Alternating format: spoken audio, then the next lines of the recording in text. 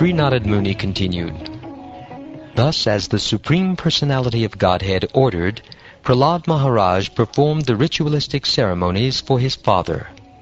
O King Yudhishthir, he was then enthroned in the kingdom of Hiranyakashipu as directed by the Brahmins. Lord Brahma, surrounded by the other demigods, was bright-faced because the Lord was pleased. Thus he offered prayers to the Lord with transcendental words, saying, O Supreme Lord of all lords, O Proprietor of the entire universe, O Benedictor of all living entities, O Original Person, because of our good fortune, you have now killed this sinful demon who is giving trouble to the entire universe. This demon, Hiranyakashipu, received from me the benediction that he would not be killed by any living being within my creation. With this assurance, and with strength derived from austerities and mystic power, he became excessively proud and transgressed all the Vedic injunctions.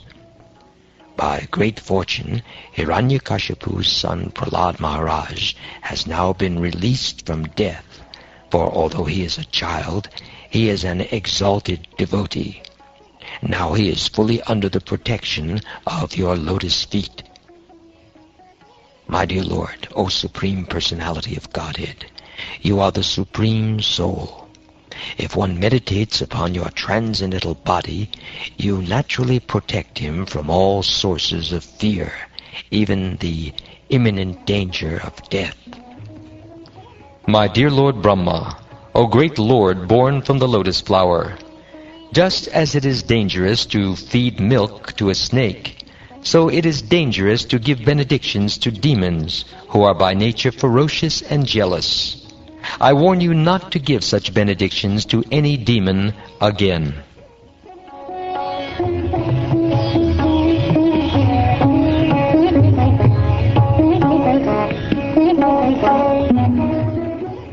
Narad Muni continued, O King Yudhishthir, the Supreme Personality of Godhead, who is not visible to an ordinary human being, spoke in this way, instructing Lord Brahma. Then, being worshipped by Brahma, the Lord disappeared from that place. Prahlad Maharaj then worshipped and offered prayers to all the demigods, such as Brahma, Shiva, and the Prajapatis, who are all parts of the Lord. Thereafter, along with Shukracharya and other great saints, Lord Brahma, whose seat is on the lotus flower, made Prahlad the king of all the demons and giants in the universe.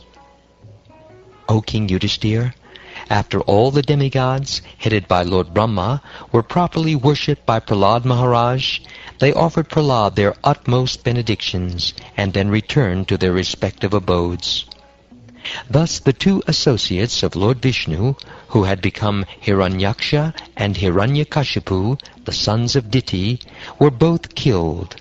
By illusion, they had thought that the Supreme Lord, who is situated in everyone's heart, was their enemy.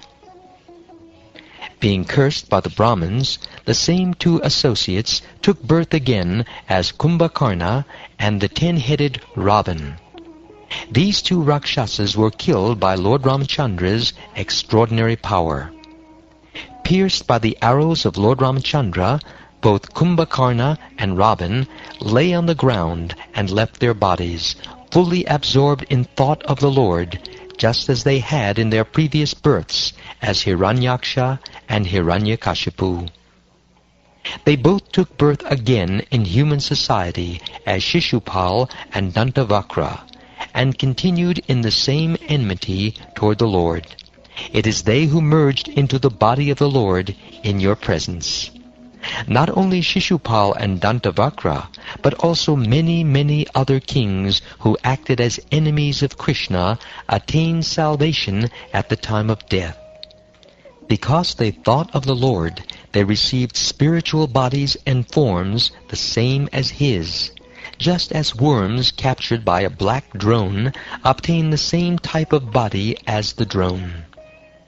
By devotional service, pure devotees who incessantly think of the Supreme Personality of Godhead receive bodies similar to His. This is known as Sarupya Mukti.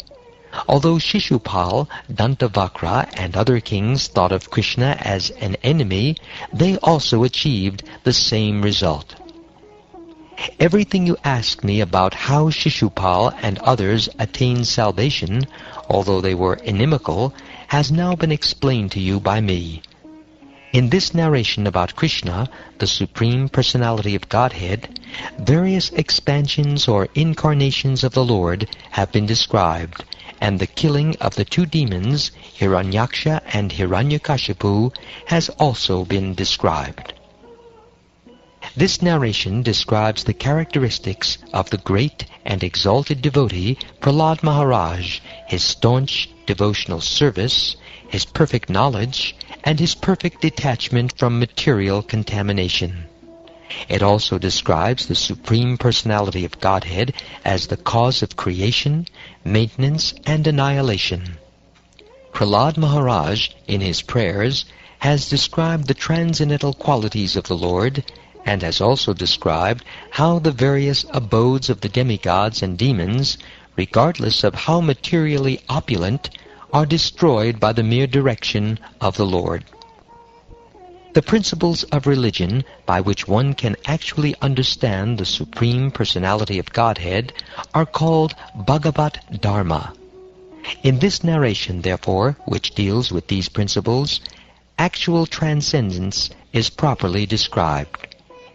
One who hears and chants this narration about the omnipotence of the Supreme Personality of Godhead, Vishnu, is certainly liberated from material bondage without fail. Prahlad Maharaj was the best among exalted devotees. Anyone who, with great attention, hears this narration concerning the activities of Prahlad Maharaj, the killing of Hiranyakashipu, and the activities of the Supreme Personality of Godhead, Nrsingadev, surely reaches the spiritual world where there is no anxiety.